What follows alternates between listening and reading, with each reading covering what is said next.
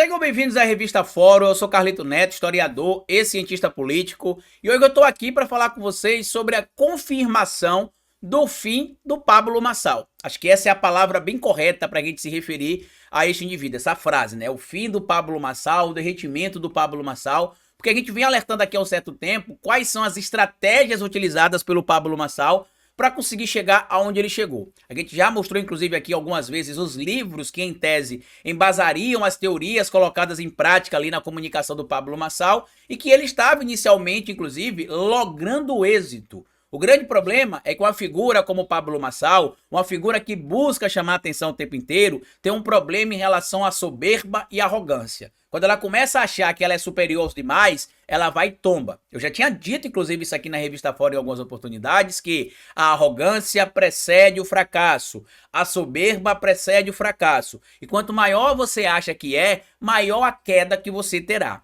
E muita gente, inclusive, estava preocupada com o crescimento do Pablo Marçal. Eu percebia que quando eu trazia aqui algumas análises na Revista Fórum, falando que eu não acreditava que o Pablo Marçal iria para o segundo turno, muita gente dizia que a gente estava subestimando o Pablo Marçal, que ele teria muita força ainda, que não daria para dizer que ele não iria para o segundo turno. E eu expliquei para vocês vários motivos que me faziam entender ou chegar a essa perspectiva. O principal, a força que o Lula teria em relação a ajudar o Boulos primeiro ir para o segundo turno e depois ajudar a eleger o Guilherme Boulos prefeito de São Paulo. E o segundo, a saída direta do Bolsonaro da campanha do Ricardo Nunes e a entrada indireta do Bolsonaro na campanha do Pablo Marçal ajudava o Nunes e prejudicava o Marçal. Eu até mostrei aqui para vocês, inclusive, que uma pesquisa que foi feita assim que o Bolsonaro começou a ficar dando indiretazinhas contra o Nunes e acenando para o Pablo Marçal, a rejeição do Nunes teria caído e a rejeição do Pablo Marçal começou a aumentar. Tanto que o Pablo Marçal teria saído de uma rejeição de 34% para 38% e agora já tem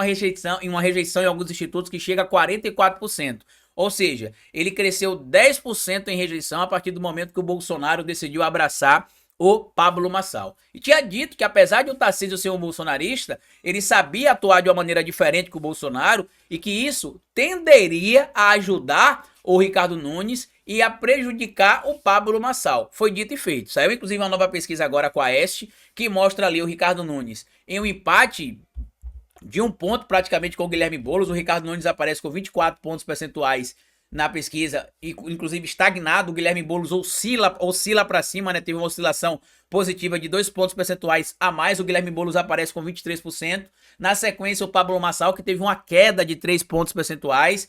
O Datena, que teve um crescimento de 2 pontos percentuais, aparece com 10%, né? Depois do episódio da cadeira. A Tabata Amaral aparece com 7%, com a queda de 1%.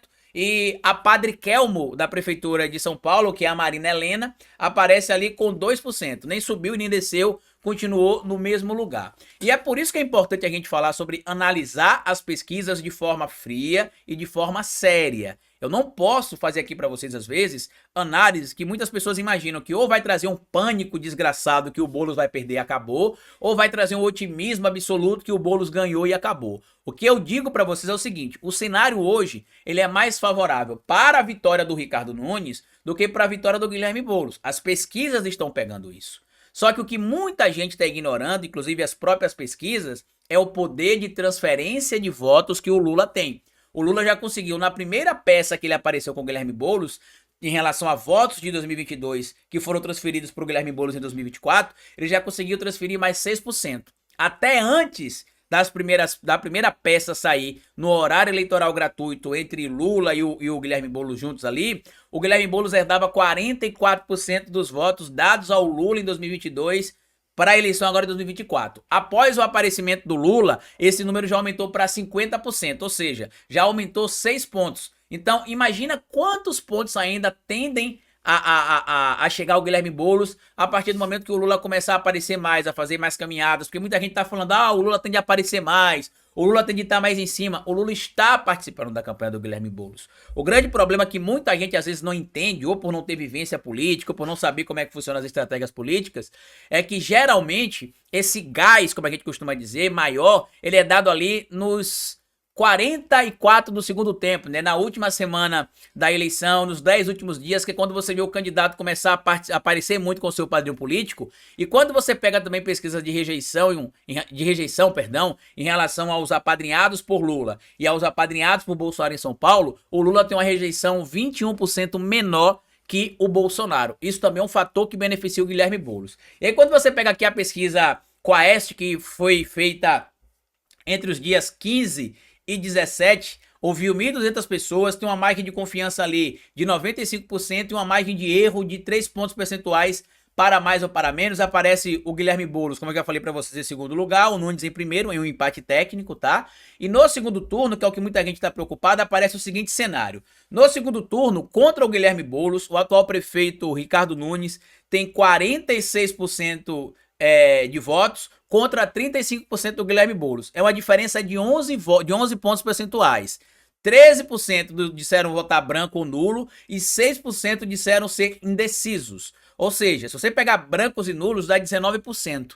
E aí você também pega, por exemplo, eleitores do Lula de 2022 que vão votar no Ricardo Nunes agora em 2024 em São Paulo, porque ainda não conseguiram associar a imagem do Lula ao Guilherme Boulos. Tanto que quando a gente pega os dados das pesquisas de São Paulo, o Ricardo Nunes lidera entre os mais pobres e os menos escolarizados, que é o público que o Lula geralmente lidera. Então, quando o Lula começar a aparecer mais na campanha junto com o Guilherme Boulos, isso vai tender a ajudar ele ainda mais. As poucas aparições que foram feitas até agora têm dado esse destaque. Imagina quando o Lula começar ali na última semana, fazer caminhada aqui, caminhada ali, participar de comício aqui, comício ali, entrar em outras peças de inserção publicitárias no horário eleitoral gratuito. Isso tudo vai ajudar o Guilherme Boulos. E eu já tinha dito aqui para vocês, inclusive, que eu não tinha dúvida que o Boulos iria para o segundo turno. Não é porque era uma arrogância ou soberba aqui da análise que eu faço para vocês, mas é pelo histórico do eleitorado de esquerda de São Paulo, que geralmente é em torno de 30%.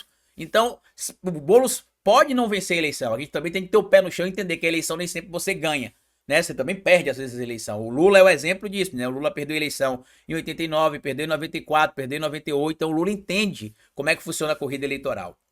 E quando você pega, por exemplo, esses dados do que a gente está trazendo aqui, de transferência de voto, de perder eleição, de não perder eleição, de votos da esquerda em São Paulo, a minha análise é que o Boulos já está no segundo turno. A briga é para saber se é com o Pablo Marçal ou com o Ricardo Nunes. Eu tenho ouvido e lido em muitos lugares as pessoas dizendo que preferem que seja o Pablo Marçal no segundo turno, porque o Pablo Marçal perderia para o Boulos. E aí a gente precisa lembrar para vocês o seguinte, meus amigos. A eleição do primeiro turno é uma, e a eleição do segundo turno é outra. Ou seja, esses dados que a gente está vendo aqui do Ricardo Nunes com 46% contra 35% do Boulos no segundo turno, isso é hoje. Hoje.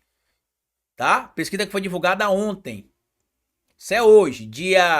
Eu tô gravando o vídeo hoje, né? Dia 18 de setembro. Isso é hoje. No dia 9 de outubro, 10 de outubro, isso aqui pode ser diferente. Inclusive, muito pior pro Ricardo Nunes e muito melhor pro Boulos.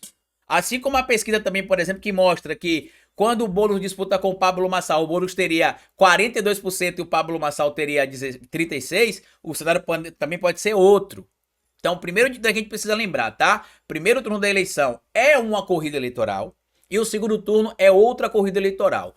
Outro ponto que a gente consegue analisar aqui, com certeza, que a gente comentou inclusive aqui também na análise que a gente fez na revista Fórum na segunda-feira, é que o eleitorado do Pablo Marçal começou a fugir dele, tanto que após a cadeirada que o Datena deu nele ali, ele começou a perder força e perder apoio entre homens e jovens. Quem são esses jovens homens que apoiam Pablo Marçal, Carlito? São os tais incels, red pills, que eu citei para vocês aqui alguns dias atrás. Eu citei na segunda-feira, né? O red pill, aquele cara que olha a mulher como objeto, que se acha um macho alfa, né, que se acha superior aos outros, e o incel é os indivíduos que estão em celibato involuntário, né, os indivíduos que vivem trancados no quarto, praticando sexo consigo mesmo, né, assistindo conteúdo pornográfico o dia inteiro trancado, com ódio da sociedade, com ódio de mulheres, com ódio do próximo. E quando o Pablo Marçal toma uma cadeirada de um senhor de 67 anos e sai apanhado e ainda dizendo que quebrou o bracinho, que fraturou a costela, que precisa de oxigênio para ir na ambulância para o hospital ligeiro, ele é visto como um beta. Vocês não devem estar entendendo nada aqui, né? Mas depois pesquisa um pouco aí sobre esse lance da linguagem alfa e beta dos red pills, né? Os alfas são os caras, ó, fortões, brabões, que as mulheres querem, adoram, que todos os homens admiram, e os betas são os caras que são humilhados pelas mulheres, humilhados pelos homens, humilhados pela sociedade, e o Pablo Marçal deixou de ser esse, entre aspas, alfa, macho alfa, e passou a ser só um beta. Então, por conta disso, deixou de ser um red pill e virou um blue pill, como eles costumam brincar também, né? Então, por conta disso, o Pablo Marçal tá perdendo força. Muita gente tá falando, Carlito, mas não é cedo ainda pra falar que o Pablo Marçal bateu no teto, não? Não. Eu não acho nem que o Pablo Marçal vai ter 20%. Eu acho que o Pablo Marçal vai ficar entre 15% e 16% no máximo dos votos. É o que eu acho hoje. Dia 18 de setembro de 2024. Anotem essa data aí e no dia 6 de noite a gente vai ver, tá? Mas tem um porém. E a gente tá falando de uma figura que é capaz de qualquer coisa. Se ele inventar um outro ataque fake, como ele inventou que aconteceu uma tentativa de homicídio contra ele, que tinha uma pessoa armada ameaçando ele, que a gente já sabe que é mentira, tá? Então, se ele conseguir montar um ataque fake, uma facada fake, um tiro fake, que eu não duvido, a gente tá falando de Pablo Marçal, o cara que roubava dados das contas das pessoas pra passar pra uma quadrilha que ele fazia parte, pra roubar dinheiro de idosos, de velhinhas aposentadas, tá? Então, eu não duvido de nada desse cara, mas caso não aconteça nenhum fenômeno trágico ou muito próximo do trágico, porque se for montado, ele não vai montar pra ele morrer, né? Ele vai montar pra ele se defender como um macho alfa que se livra da morte, que se defende com todas as forças, diferente do que aconteceu quando ele apanhou do senhorzinho de 67 anos. Eu acredito que a única possibilidade de mudar o cenário de hoje é se acontecer isso com o Pablo Marçal. Algo que eu não acredito que irá acontecer. Os veículos da mídia parece que estão entendendo como é que funciona o Pablo Marçal, mesmo ainda cometendo o erro, na minha análise, de continuar convidando o Pablo Marçal para participar dos debates. Pelo menos a gente viu agora que alguns veículos, como foi o caso ali do debate da Rede TV, em parceria com o UOL, a Amanda Klein botou o Pablo Marçal no lugar dele. Foi o primeiro debate que eu vi o Pablo Marçal completamente desconfortável, porque ele não poderia utilizar algumas palavras de baixo calão, ele não poderia chamar os oponentes dele com apelidinhos pejorativos. Então isso acabou ali com os cortes que o Marçal fazia. Acabou com os cortes que ele fazia. Tentou atacar a imprensa quando ele chegou, depois acabou tentando atacar a imprensa de novo quando foi sair, teve um problema com o repórter da UOL. Tudo isso só prejudica o Pablo Marçal. Agora, antes de encerrar minha análise aqui, eu queria fazer a seguinte pergunta para os veículos da mídia que estão dizendo que é um absurdo que o Pablo Marçal está fazendo nos debates. Você tem gente da Globo falando isso, você tem gente do UOL falando isso, você tem gente da Band e da Band News falando isso, você tem gente do Estadão falando isso, da Folha falando isso, da Veja falando isso. A grande pergunta é, se vocês sabem que o Pablo Marçal é tudo isso que a gente sabe que ele é, por que vocês continuam convocando ele para sabatinas, para entrevistas, para debates? Ele não tem direito legal de participar dos debates. Ele pode ser convidado. E o convite, ele é opcional. O convite, ele é facultativo. Você só convida se você quiser. E se vocês estão convidando, só mostram que vocês são um bando de hipócritas, mentirosos e aproveitadores que só convidam o Pablo Marçal para gerar audiência. A Dani Lima falou sobre isso, inclusive, no programa da segunda-feira que ela participa na Globo News, que a imprensa está fazendo, a imprensa corporativa tradicional, tá? Não é o caso da revista Fórum. Está fazendo o trabalho de normalizar o bizarro, de dar visibilidade ao bizarro. O que a revista Fórum faz e o que outros veículos do campo da esquerda têm feito é denunciar os crimes, ações ilegais e a persona maléfica que é o Pablo Marçal. E oportunista também, tá? O que a tal mídia corporativa tradicional tem feito é promover a figura do Pablo Marçal, basicamente em troca de audiência, porque a audiência gera retorno financeiro e retorno financeiro é o que mantém esses canais no ar.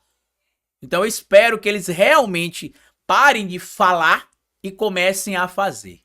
Grande abraço para vocês, comenta aqui o que é que você acha de tudo isso, se inscreva no nosso canal aqui da Revista Fórum, né? Deixa o like. Se você não conhece meu trabalho ainda, me siga aqui no YouTube também, no canal O Historiador, no meu Instagram também, Carlitos Neto. E lembrando a vocês, inclusive, né, que o Pablo Marçal tá derretendo. É isso que tá acontecendo com ele, tá bom?